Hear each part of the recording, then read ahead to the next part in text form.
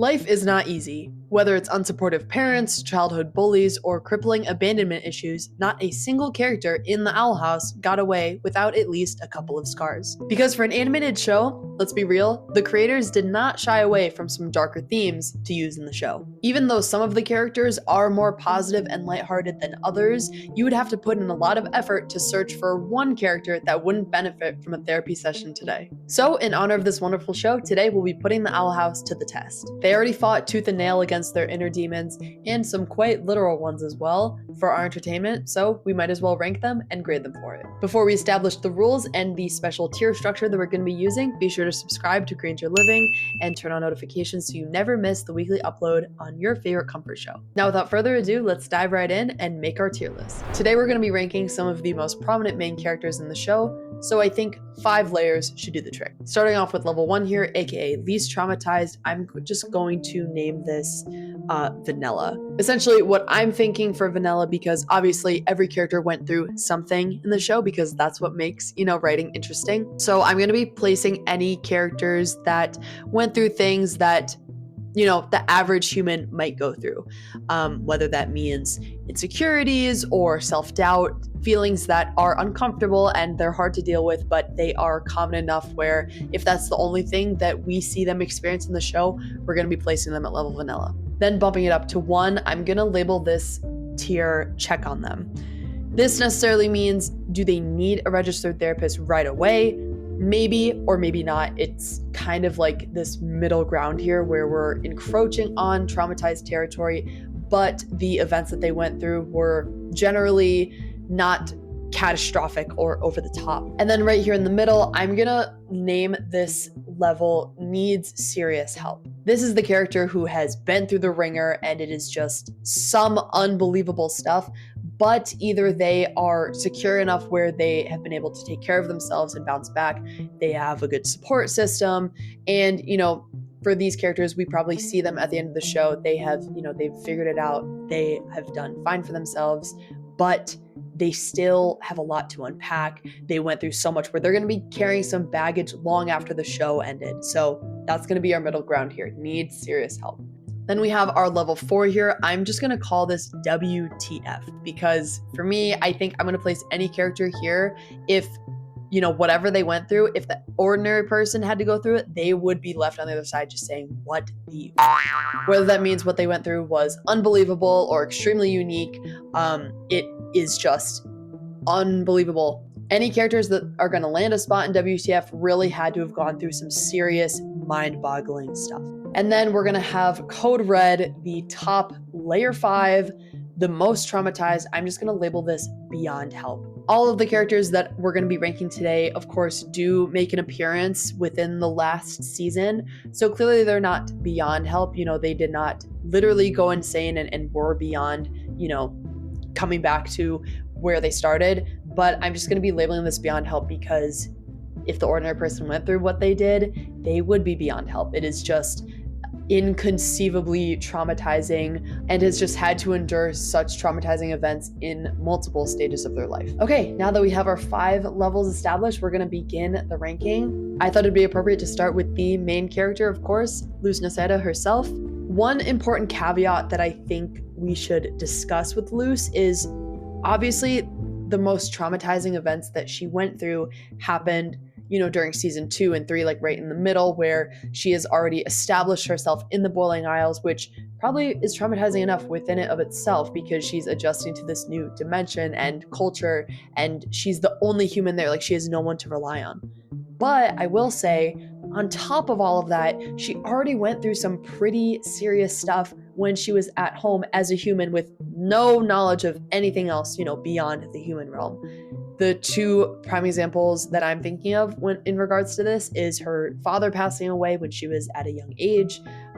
He passed away due to an unidentified illness. And then also all of the teasing and bullying that she had to endure while she was in high school. I mean, clearly she is a very positive and lighthearted person who is able to brush off a lot of the remarks and harassment that she had to go through. But again, I feel like there's already stuff to unpack and we haven't even touched the portal door, Obviously, during the rest of the show, she goes through some serious stuff. She obviously has some really complex, heavy guilt that she carries internally during a lot of the show. Obviously, right after she finds out, she unknowingly aided Belos during the time loop episode, and we can see that this weighs on her for multiple episodes. And it's hard for her to find joy in things when she's back in the human realm, albeit that was also traumatizing because she had to sacrifice breaking the portal door, the only way between the two worlds, in order to escape and get her friends to safety. During this time where she's stuck at home, we can see like there's so much weighing on her at such a young age. I think she's 16 or 15 during those events. Just looking at the supernatural stuff that she went through, it is like unbelievable that she was able to come out on the other side okay. I feel like we have to put her in the WTF layer. I feel like she earns a spot in the WTF level because if anyone else went through a fraction of what she did during the show, they would come out on the other side just saying, what the F did I just have to go through? And then moving on, we come to Amity Blight.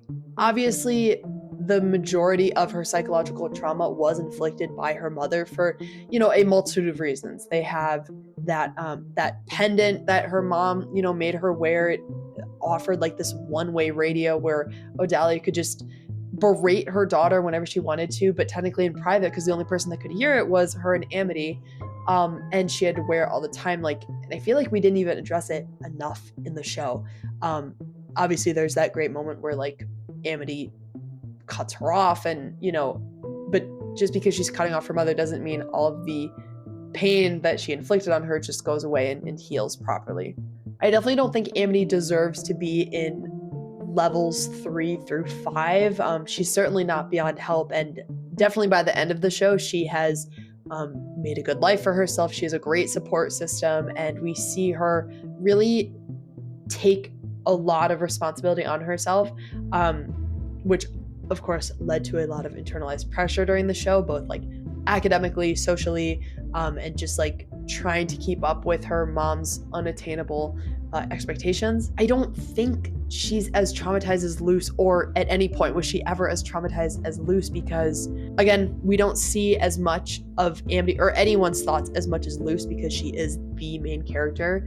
But I feel like we're gonna have to put Amity in the check on them level, because she certainly did not have a vanilla experience during the show. She went through a ton, mostly through, the family dynamic with her mom. But I don't think it's encroaching on anything beyond that. Next up, we have Gus Porter. I mean, I will say right off the bat, I feel like being a couple years younger than everyone else and yet experiencing the same thing, it's going to make it that much harder to cope with it. When you're younger, you're going to interpret traumatic events in a much different, much more serious way than you would if you experienced it, a couple years older. So I think that already lays down the groundwork of what we're working with Gus here.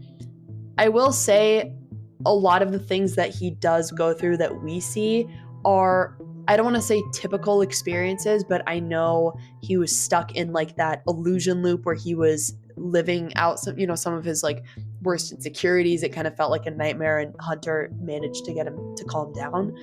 And obviously no one here in the human realm is experiencing any sort of illusion loop like that.